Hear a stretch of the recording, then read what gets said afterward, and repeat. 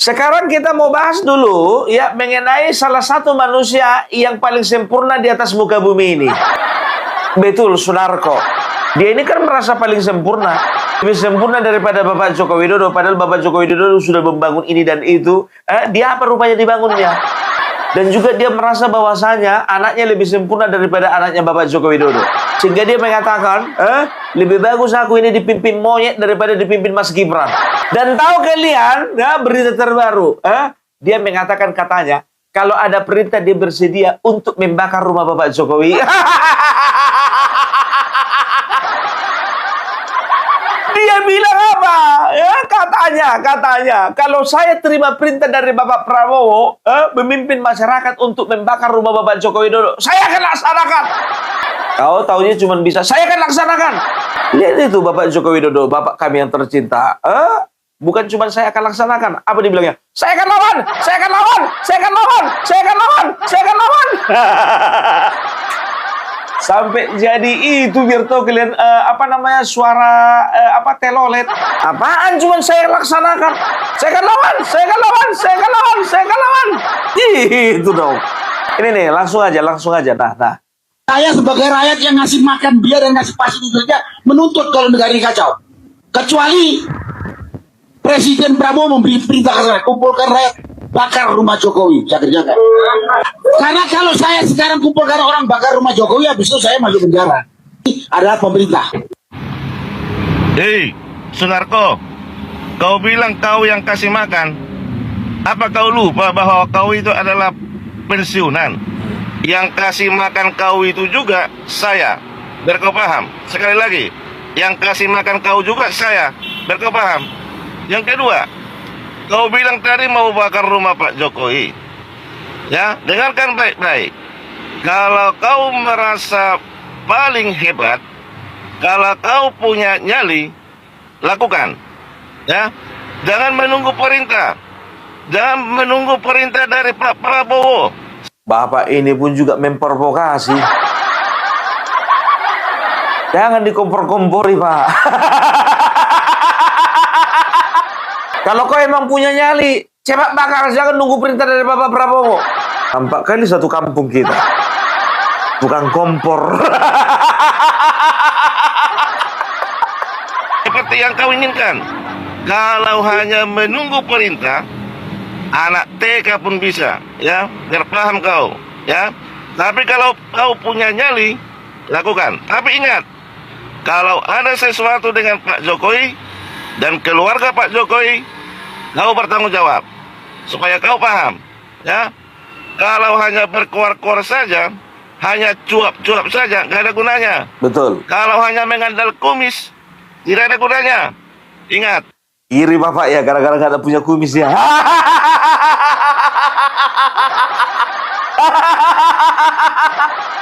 Aku kira Bapak ini tadi mau bilang karena cuma mengandalkan kumis, aku memang gak punya kumis. Tapi tepuk tangan dulu untuk Bapak ini. Bung Parabella, kau kenal sama Bapak ini? Nggak kenal lagu sama sekali. Tapi dari nada bicaranya kayaknya kami satu kampung.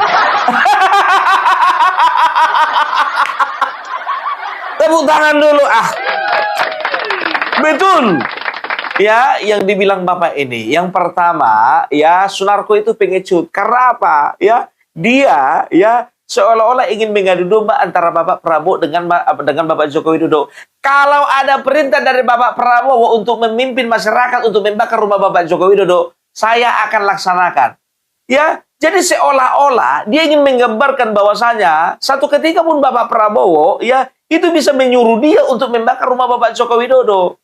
Ini kan artinya pecah belah, adu domba, kan begitu. Tapi untung saja masyarakat sadar, ya. Itu yang pertama, ya. Masyarakat nggak bisa dibodoh-bodoh. Yang kedua, ya, aku lihat, ya, Bapak Joko Widodo ini nggak nyampe pesannya si Sunarko ini sama Bapak Joko Widodo. Ancamannya ini nggak nyampe sama Bapak Joko Widodo. Dan bisa dikatakan, ya, Bapak Joko Widodo nggak takut dengan ancamannya ini. Buktinya sampai sekarang nggak ada itu standby di rumah Bapak Joko Widodo mobil pemadam kebakaran.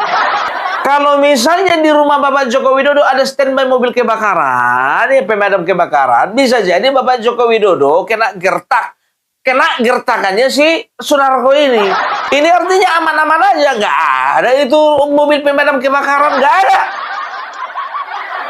Artinya apa? Ya, kalaupun nyampe sama Bapak Joko Widodo, ya itu hanya ditanggapi itu omongan sampah itu. Cuman gertak sambal kan begitu, ya. Nah, aku berpikir ya, apalah sakit hatinya si Sunarko ini sama Joko Widodo, kan begitu. Kalau dibilang ya, dia ini dipecat, dia ini bukan kayak Gatot Nurmantio, ya, yang dipecat Bapak Joko Widodo kalau nggak salah tahun 2017, ya. Nah, di bawah masa pemerintahan Bapak Joko Widodo. Karena apa? Sunarko ini ternyata dia ini ya pensiun itu tahun 2011. Artinya waktu zaman Bapak SBY dia ini pensiun. Apa yang bikin sakit hatinya ini? Pikirku begitu kan. Ku carilah jawabannya baru ketemu biar tahu kalian. Ternyata ya dia lewat Sylvester Matutina ya, dia pernah minta jabatan sama Bapak Jokowi. Pernah minta jabatan. Opung Parmela, kau tahu dari mana? Bang Silver yang mau ngasih tahu sama kau. Aku sekarang nggak tahu kebenarannya apa. Tapi Sylvester pernah mengucapkan hal itu. Tunjukkan Opung Parmela, kami nggak mau. Kami nggak mau kalau itu berita hoax. Nggak hoax, ini betul. Ku bilang sama kalian, Opung Parmela nggak pernah kasih kalian berita hoax. Nggak pernah. Ini, ku dengarkan sama kalian ini. Nah.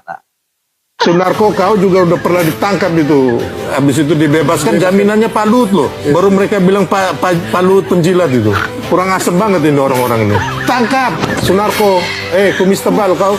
Jangan sampai kita cukur kau punya kumis. Kau pikir kami takut sama kau? Hah?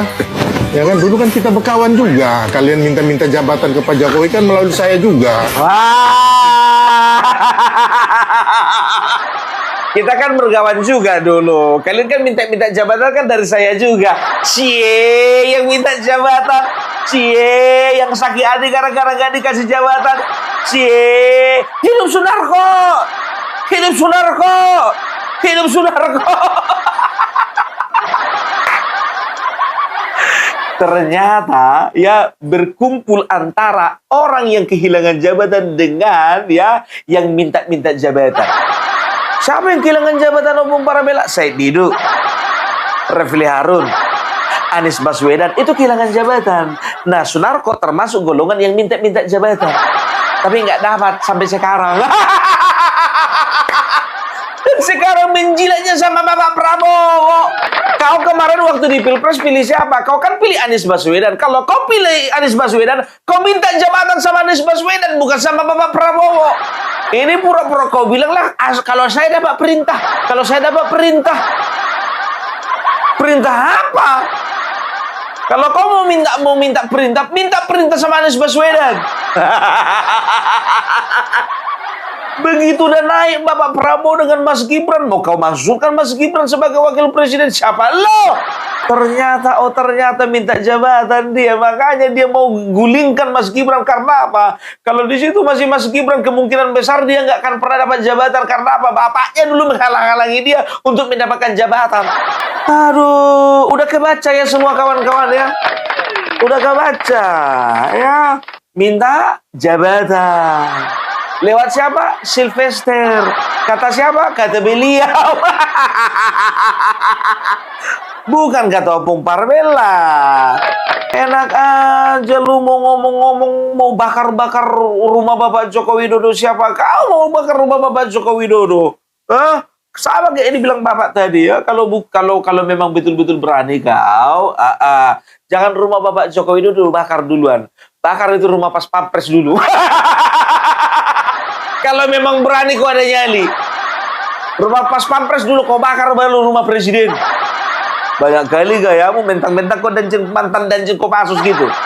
Lebih bagus kami menghargai ya prajurit yang ya, ingat ya, prajurit yang berpangkat kopral ya, tapi hatinya itu hati jenderal. Dia mengerti bahwasanya hidupnya dia abdikan kepada negara ini ya. Mulai dari mereka dilantik, mereka itu diambil sumpah sampai mereka itu mati meninggalkan dunia yang fana itu. Dibandingkan seperti kau ya, kau katakan kau adalah Maijen ya kan, kau itu mantan danjen Kopassus lagi ya, komando pasukan khusus. Coba bayangkan kalian ya, ini adalah sebuah jabatan yang betul-betul punya pride yang tinggi. Ya kan begitu. Harusnya dia menunjukkan kualitas sebagai seorang jenderal. Udahlah, bukannya bilang apa, Opung Parbella ya, kalau ke Jakarta itu pergi ke rumah jenderal ini, ya, soan ke rumah jenderal ini, silaturahmi ke rumah jenderal ini, ngopi-ngopi ke rumah jenderal ini, bukan 1-2 orang jenderal yang Opung jumpai.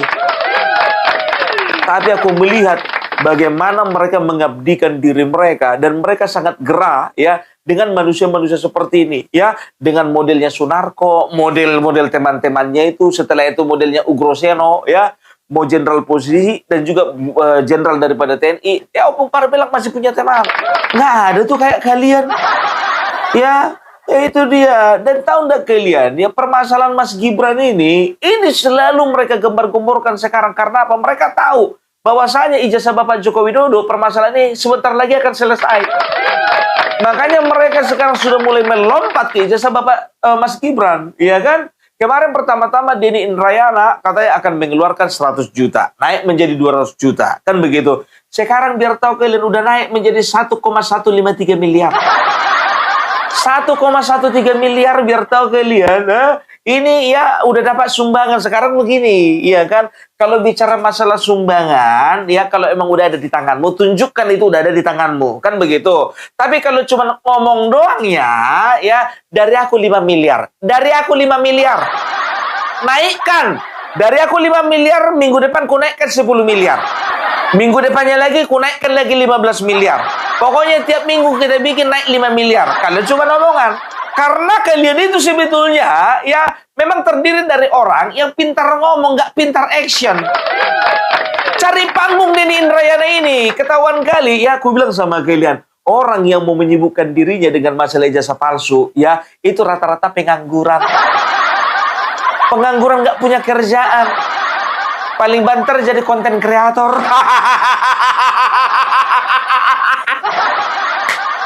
Makanya aku sanksi Denny Indrayana ini, entah dapat klien dia di Australia sana, entah nggak tahu.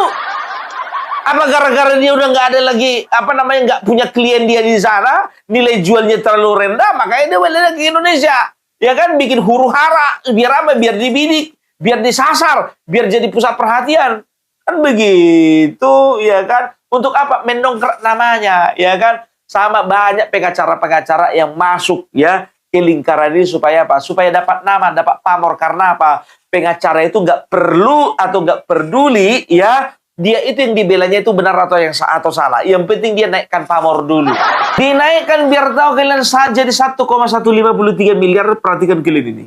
Oleh karena itu, untuk menambah sayembara, uang sayembara yang digagas oleh Prof. Denny, kami dari FPP TNI menambah 100 juta rupiah. Jadi sekarang nilainya 1 miliar 153 juta 50 ribu rupiah. Alhamdulillah, ini makin menunjukkan bagaimana kita serius. Kenapa sayembara? Karena udah berkali-kali lewat jalur hukum juga. Hukum kita prosedural. Jadi sayembara ini adalah cara untuk memecah kebuntuan. Secara hukum, secara legal sudah dilakukan. Secara sosial, lewat komunikasi publik yang lebih menarik, sayembara mudah-mudahan partisipasi masyarakat juga makin besar. Harapannya mendorong Mas Wapres untuk segera menunjukkan ijazah SMA atau sederajatnya. Sekarang begini aja aku bilang sama kau, ya. Kalian ini kan berbicara untuk kepentingan masyarakat banyak, kepentingan umum, kepentingan orang banyak, kepentingan daripada 283 juta masyarakat yang ada di Indonesia, kan begitu, ya. Sekarang yang jadi pertanyaan, dari 1,153 miliar itu, ya, udah berapa yang disumbangkan ke masyarakat NTT? Aku tanya dulu sama kalian, udah berapa yang disumbangkan ke masyarakat NTT? Sedangkan kami YouTuber Nusantara, ya, nggak perlu banyak cengkunek, nggak perlu banyak A, I, U, E, O, sayembara ini, sayembara itu. Kami hanya mengumpulkan, ya, hanya mulai dari 4 hari yang lalu, ya, Opung Parbella, teman-teman YouTuber Nusantara, dan juga netizen Nusantara yang baik hati ini semuanya, itu sekarang sudah mengumpulkan 63 juta rupiah. Ya, tanggal 21 kita akan close dan kita akan salurkan bantuan itu, ya, ke teman-teman kita, saudara-saudara kita yang membutuhkan di NTT, ya, terkhususnya di Flores, ya, kita akan salurkan itu. Mudah-mudahan kita doakan sampai tanggal 21 besok, mudah-mudahan bisa tembus sampai angka 70 juta. Banyak? Enggak banyak. Ya, karena apa? Yang dilakukan oleh Opung Parbelak dan teman-teman ini mungkin hal yang kecil, ya, nggak sebanding yang dilakukan sama teman-teman dari PSI, teman-teman dari PDIP, ya, dengan Ferry Aryandi yang mereka memberikan bantuan bermiliar-miliar, karena kita kan bukan pengusaha besar. Tapi ini, ya, aku bilang sama kalian, ya, bahkan yang ngasih 10.000 pun ada, ngasih 10.000 pun ada. Ada itu bilang sama Opung Parbelak, kira-kira kalau misalnya ngasih 10.000 diterima nggak? Oh, ibu, ya, berapapun yang ibu kasih, ya, ketika sudah sampai di tangan mereka, ibu 10.000 itu bisa beli 3 bungkus mie instan. 10.000 itu bisa menyambung hidup paling tidak 1 hari. Makan pagi, makan siang, dan juga makan malam.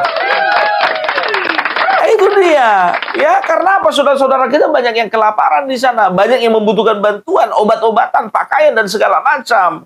Begitu. Dari 1,153 miliar itu, berapa kira-kira yang mau kau sumbangkan sama NTT? Jangan moncong kalian itu selalu mengatakan demi rakyat, demi masyarakat, demi 238 juta orang. Ngapain, ya? Minta maaf, ya, untuk kalian yang mengumpulkan uang sayembara, ya, coba tolong dulu minta dulu catatannya, ya, minta dulu juga pertanggungjawabannya kalau memang uangnya udah sama dia. Tapi kalau uangnya belum sama dia, ya, kalau cuma modal omong besar doang, jangankan 100 juta. Dari Opung Parbelak 5 miliar minggu depan, minggu depannya lagi 5 miliar jadi 10 miliar, minggu depannya lagi 5 miliar, 15 miliar. Kalau cuma modal omongan, gampang kan? Nanti dari Mas Agri 1 triliun. Dari AR Mahmud itu jadi 5 triliun. Jadi kalau di total-total dari semua YouTuber Nusantara, ya, ini kalau cuma modal omongan doang, ya, Denny, ya. Kalau di total-total dari semua YouTuber Nusantara itu mungkin perkiraannya terkumpul kira-kira 555 triliun. Bayangkan. Ya, jadi tolong dicatat itu. Kalau cuma modal omongan doang, ya, untuk sayembara itu tambahin dari YouTuber Nusantara 555 triliun. Repot amat. Gampang tuh kalau cuma modal omongan, kan? Sensasi yang mereka ciptakan ini. Kalian tengoklah dulu, ya, orang yang di sampingnya tadi, ya, Purnawirawan TNI itu, ya kan, kemarin nggak nongol dia, baru di tengah jalan ini nongol banyak, biar tahu kalian penumpang gelap. Kayak yang dibilang Egy Sujana, sedangkan sekelas Abraham Samad aja dibilang penumpang gelap. Apalagi bapak-bapak yang terhormat dari Forum Purnawirawan, minta maaf Bapak. Ya, kalau ini yang Bapak jadikan untuk menjadi kendaraan Bapak, ya, nanti 2029 Bapak kepengen berkarir di politik, Pak, salah pilih kendaraan Bapak. Bapak masuk di gerbangnya 02 dong, Pak. Begitu. Masa sesama TNI, Bapak Prabowo TNI loh. Sesama TNI nggak mau memilih TNI, lebih memilih pecatan daripada Menteri Pendidikan. Kan udah lari. Kalau memang betul-betul kompak, contohnya Bapak merasa bahwasanya Bapak adalah bagian daripada TNI, ya, misalnya ya kan, dan Bapak melihat Bapak Prabowo, ya, adalah satu-satunya calon presiden yang berasal dari TNI, harusnya tergerak dong hati Bapak. Bapak harusnya mengarahkan hati Bapak memilih Bapak Prabowo. Oh, ini komandan kami nih, ini satuan dari kami nih, ini adalah bagian daripada TNI, satu server, kan begitu. Ini enggak malah mantan Menteri Pendidikan, enggak keras. Begitu juga Refli Harun kemarin itu, biar tahu kalian, ya, mereka ini kan selalu, ya, mengungkapkan, ya, selalu memaksakan apa yang ada di isi kepala mereka. Begitu juga penetapan tersangkanya si Tifa, kan begitu. Tifa sampai sekarang mengatakan bahwasanya dia udah bebas, udah gak tersangka lagi, udah gak terdakwa lagi, kan begitu. Nah, sekarang, ya, Aku udah bilang sama kalian, yang batal demi hukum itu adalah dakwaannya, surat dakwaannya, bukan status terdakwanya Siti Tifa. Tapi yang digembor-gemborkan di luar sana, ya, dia mengatakan bahwa saya ini udah bebas, saya ini manusia bebas, saya ini sudah tidak tersangka lagi, sudah tidak terdakwa lagi, kan begitu, ya kan? Sekarang begini, emang yang jadi pertanyaan, emangnya sudah masuk sidang perkara pokok dan sudah inkrah, apakah ada pernyataan hakim, keputusan hakim yang menyatakan bahwasanya, ya, Tifa, ya, tidak lagi menjadi tersangka atau terdakwa, ketok palu 3 kali, kan tidak. Sedangkan Roy Suryo saja yang belum masuk pokok perkara, ya, masih pra-peradilan, ya, waktu itu yang digugatnya adalah pra-peradilan menggugat status tersangka. Itu juga nggak jebol, nggak lolos. Nah, ini kau pula Negeri Jakarta Timur pun menghormati pra-peradilan. Kenapa dia misalnya menunda sampai 2 pekan? 2 pekan dia tunda. Seharusnya kan cuma 1 pekan kan? Itu yang Dr. Tifa ya? Iya, Dr. Tifa. Karena dia perkirakan bahwa putusan Dr. Tifa itu baru Kamis atau Jumat. Kalau ini keliru. Sebentar Ini dulu keliru. ya. Enggak, saya harus lurusin. Enggak. ajarin bang, junior itu junior. Tolong diajari junior bang. Setuju, keliru itu bang. Ajari juniornya bang. Karena memang itu, ya, kekeliruan ini memang sengaja mereka ciptakan. Enggak, ini ya Kamis atau Jumat. Kan hadir ya di kan? persidangan. Sama-sama hadir ini ya? Iya. Loh, saya hadir di persidangan. Iya, kan disampaikan tanggal 20. Iya. Ada keberatan, katanya harus 7 hari. Maka akhirnya dihitung lagi. Di depannya kan ada tanggalan tuh. Oke, tanggal 27 deh. Supaya jangan sampai. Iya, itu kan. Jangan diselewengkan. Iya, karena nggak gitu. Kita harus melihatkan juga dong fair. Loh, begini, saya bicara menduga. Bukan melihat. Saya bukan kan melihat bicara seperti menduga. itu, gitu loh. Pasang kupingmu repli.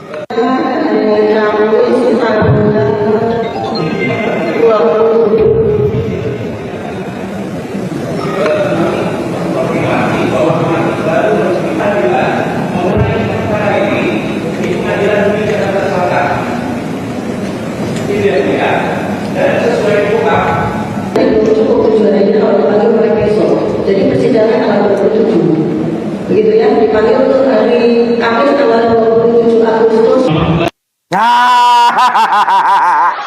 Saya kan mengatakan menduga. Saya kan katakan menduga. Banyak kali ceritamu replik. Nah, kemarin biar tahu kalian, ya, setelah Ibu Irma Suryani Caniago menyepil kemarin tentang Dedi Indrayana, sekarang giliran Refli Harun disepilnya. Sekenal-kenalnya kita sama Refli Harun, lebih kenal lagi Ibu Irma Caniago ini dengan si Refli Harun. Kita dengarkan dulu ya, mana tahu lebih seru. Dan ini memang agak aneh, dipermasalahkan dokumen Dian Sandi tapi yang marah Pak Jokowi, kira-kira begitu ya. Assalamualaikum warahmatullahi wabarakatuh. Pemirsa di seluruh Indonesia, bertemu kembali dengan saya Irma Suryani di Irma Suryani Bicara. Pemirsa, yang kedua ini saya ingin men-spill videonya Refli Harun. Dari fakta persidangan kita bisa melihat bahwa satu, ya, bahwa dokumen itu pastilah bukan dokumennya Pak Jokowi, itu dijelaskan. Dokumen itu dokumen yang tidak rusak, masih bisa diakses. Mas Roy tidak melakukan kegiatan-kegiatan, tidak ada saksi yang membenarkan dia melakukan kegiatan-kegiatan hacking, kegiatan yang mencuri dokumen elektronik. Dan ini memang agak aneh, dipermasalahkan dokumen Dian Sandi tapi yang marah Pak Jokowi, kira-kira begitu ya. Saya mengenal Refli sebagai orang yang sangat paham dengan hukum tata negara, yang kemudian hari ini menjadi penasehat hukum di kubunya Roy Suryo dan Tifa. Saya sebetulnya tidak mempermasalahkan itu. Yang saya permasalahkan adalah, dan saya kritisi adalah, ketika Refli di video ini menyampaikan bahwa yang dipermasalahkan itu adalah dokumen yang dimiliki Dian Sandi, sehingga tidak masuk pokok perkara, katanya seperti itu. Nah, sekarang saya ingin tanya gitu. Kalau yang dipermasalahkan adalah ijazah yang diupload Dian Sandi, Kenapa juga kalian semuanya ya membuli, mencaci, kemudian menyudutkan, menghancurkan harkat dan martabat Pak Jokowi? Betul. Kan itu persoalannya. Yes.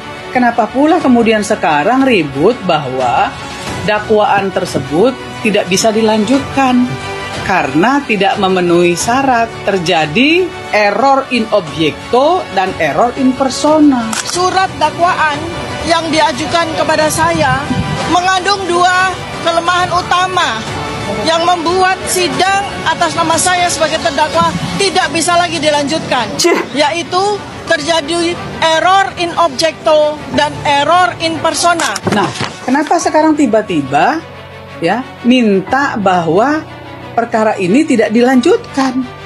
Bukannya Roy Suryo menantang ya agar Pak Jokowi melaporkan dia dan Tifa dan seluruh kawan-kawannya secara hukum, kan itu tantangannya. Kalau mau gentle, tuntut dengan pencemaran nama baik atau penghinaan yang dimana Jokowi harus lapor sendiri, dan ketika dia lapor sendiri kita adu bukti. Nah, kalau sekarang tiba-tiba semua mengelak bahwa yang diteliti bukan ijazah Jokowi. Nah, terus apa sebenarnya yang kalian maksudkan gitu loh ya? Itu yang menjadi pertanyaan saya. Refli, Anda kan saya tahu persis ya, Anda itu sebenarnya anak muda yang cerdas. Serius, Bu? Serius? Cerdas atau pintar, Bu? Ya.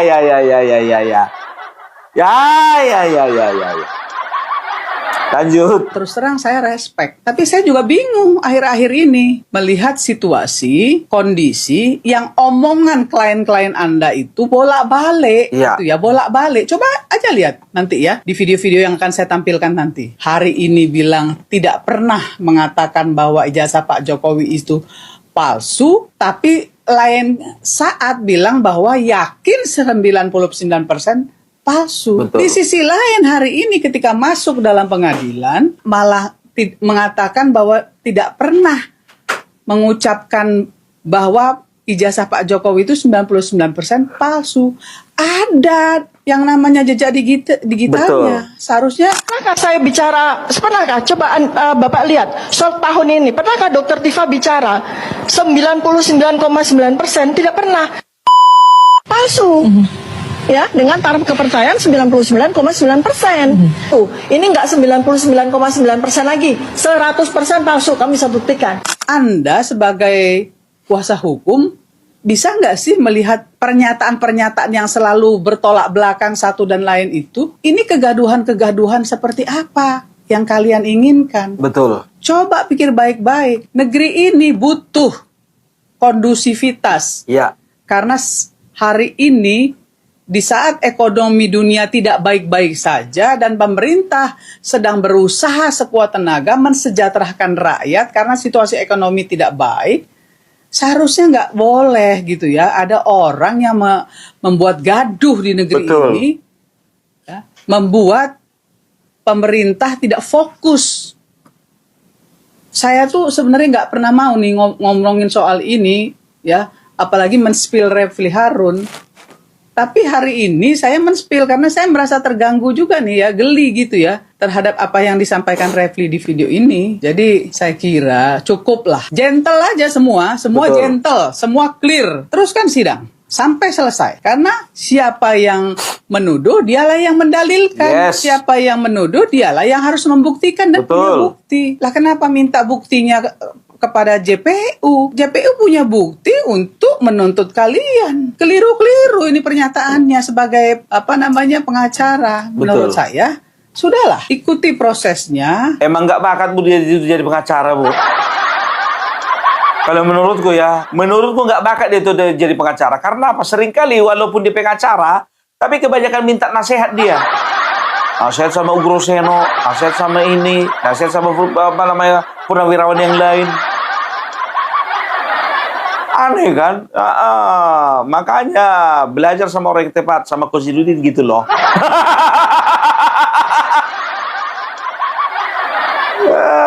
Inilah junior rasa senior.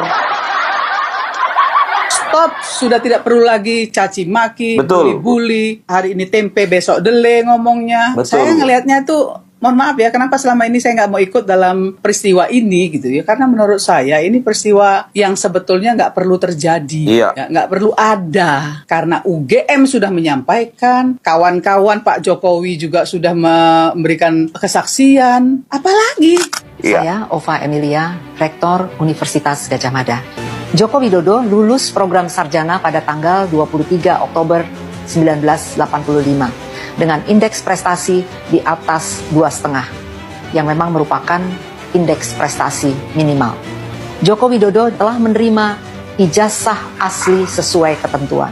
Nah sekarang ketika ijazahnya Roy Suryo dipermasalahkan, ngamuk-ngamuk, nggak terima. Betul. Coba kembalikan pada diri sendiri gitu loh. Fair lah, gentle lah jadi laki-laki. Saya cuma mengatakan ini, kenapa? Saya sebel aja tuh udah sekian lama kasus ini nggak selesai-selesai. Betul. Sekarang udah masuk ke pengadilan, lanjutkan. Ngapain harus dihentikan karena error in objecto, kemudian apalagi error in persona. Sudahlah, jangan membolak-balikkan fakta lah. Cukup. Hari ini Indonesia ekonominya sedang tidak baik-baik saja karena ya side effect dari ekonomi dunia yang sedang tidak baik. Stoplah. Ya, lakukan sebagai anak bangsa langkah-langkah konstruktif dalam mendukung pemerintah. Itu sebetulnya yang harus dilakukan.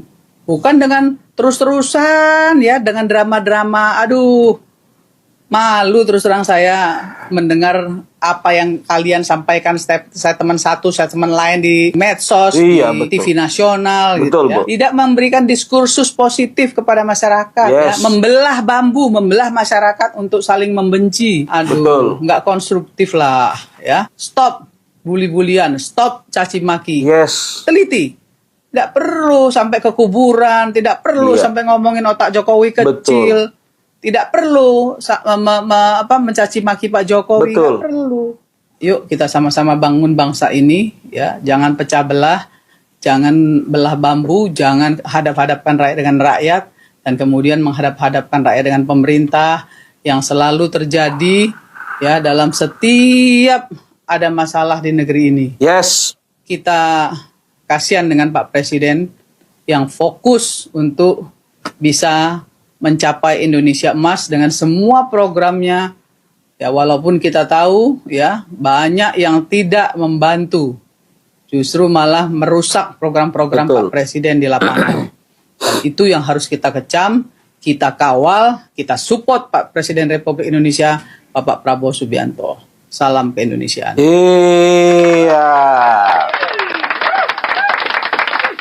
Bu, gini aja Bu, mereka ini kan kata si Rismon kan banyak pengangguran Bu. Tolong dulu Bu, masukkan dulu mereka kerja, ya. Itu yang bisa mensejahterakan mereka. Contohnya ya, ngupas bawang 750.000 per kilogram. Tolong Bu dulu Bu, ya, carikan dulu pekerjaan mereka, pekerjaan model seperti itu Bu. Salah ngomong. Bapak Prabowo itu salah ngomong, keselio lidah itu biasa. Ini selalu kalian besar-besarkan. Oh, Bu Parabella kami nggak besar-besarkan. Kenapa kau ingkit-ingkit lagi? Intermezzo kawan, intermezzo. Nah itu dia, makanya aku bilang ya. Jadi bisa dikatakan ya, omongan mereka ini selalu lari ke sana, lari ke sini. Apalagi si tipang-tiping ini biar tahu kalian, selalu mengatakan bahwasanya ini status saya udah nggak tersangka lagi, status saya udah bukan lagi terdakwa. Sementara sudah jelas bahwasanya ya status terdakwa tidak bisa hilang begitu saja sebelum ada inkrah. Kecuali kalau status tersangka ya mungkin bisa. Karena apa? Ya karena status tersangka itu adanya di ranah Polda Metro Jaya. Untuk kasus yang ini kan begitu.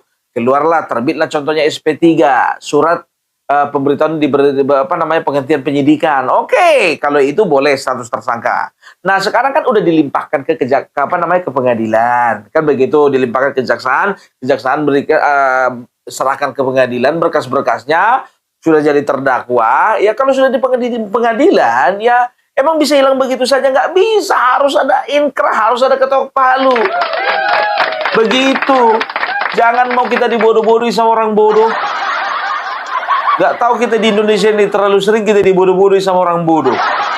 Hanya orang bodoh yang betul-betul bodoh lah yang mau dibodoh-bodohi sama orang bodoh.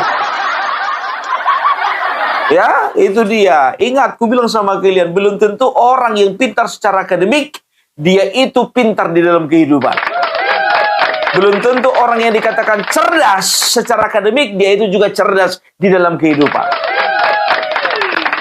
Begitu. Banyak itu yang cerdas secara akademik, tapi error juga.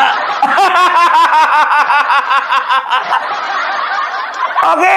Jadi itu dulu dari Pembela. Kita akan lihat dulu ya, kita akan lihat ke depannya ya apa yang menjadi ya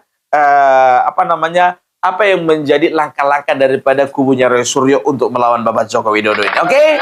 Salam Pembela, salam NKRI, NKRI harga mati.